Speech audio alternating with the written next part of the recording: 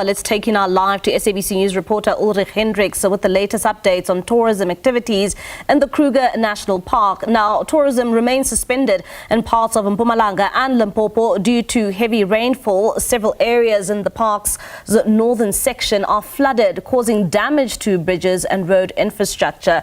And as you can see there on your screen, our reporter Ulrich Hendricks with the latest. And Ulrich, we do understand when it comes to activities at the Kruger National Park, they are expected to resume this week.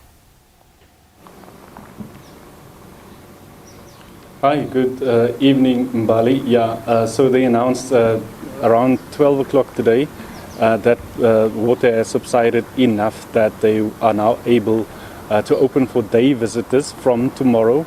So this is a sigh of relief, of course, for tourism operators in the Mpumalanga area and the surround the Kruger National Park.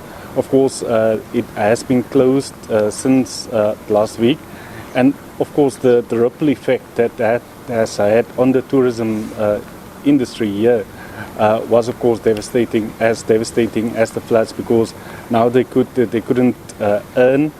People were cancelling, and one of the tour operators actually told me that, you know, this is a very fragile ecosystem which involves the Kruger National Park. And so what happens is that people will plan activities, go around Mpumalanga and other areas, and then of course with the high point being the Kruger National Park.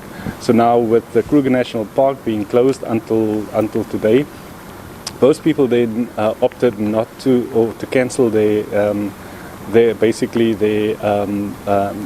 bookings. Because they could not go to the Kruger National Park. Bali just as well, Sunpark told us yesterday that especially in the north of the Kruger National Park, of course, there are still staff that are trapped there. They are cut off from the rest of the park as the rivers are still high, roads are damaged, bridges have collapsed, etc. And so they keep in contact with those staff members, but it's a wait and see. They have to wait until the river subsides enough for them to basically come from those areas to rejoin their colleagues in the south of and the east of the park. Even the damages that the park has sustained in terms of bridges, roads, and the infrastructure of the staff, and of course the rest camps, they're still saying that they'll have to wait at least a couple of days or a week or so until the river has subsided enough so that they can actually get engineers in there, look at structural damage that has been caused to the various infrastructures, and then make an assessment of how much damage was caused by these floods. But all of them telling us that it is extensive. Bali. And when it comes to the situation of infrastructure damage, maybe also paint us a picture then, Ulrich, when it comes to the situation at the Kruger National Park.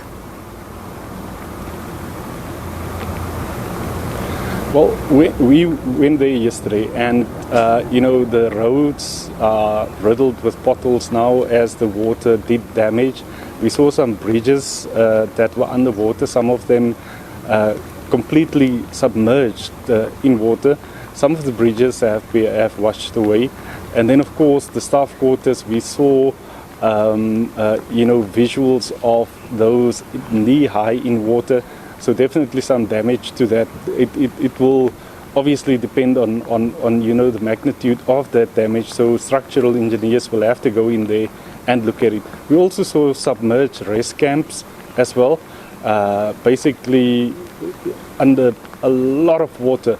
And so, with all that amount of water, you basically have to assess. Even if it looks fine to the naked eye, people will have to go in there and make sure that it's safe for people to go back and to basically go back to the park and have holidays, breakaways, etc. But also for the staff, for their quarters as well, because people do live there, and it has to be safe for them to live there.